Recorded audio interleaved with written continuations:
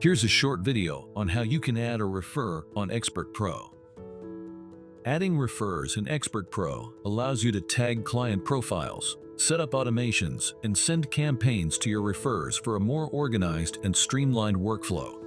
First, you will have to go into the Refers tab in the left navigation pane. Once you are on the Refers page, you will notice the Add Refer button in the top right corner. When you click on the Add Refer button, a pop-up will appear which will prompt you to enter further details about the refer.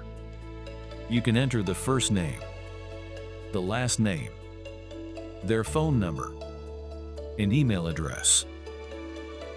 Once you have entered these details, you can select the type of refer there from the drop-down and add any notes related to the refer if required.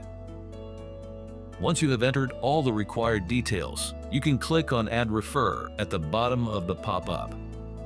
You will receive a notification that will inform you that the refer has been created successfully. You can then use the search feature on the Refers page to locate the refer and click on their name to view their profile.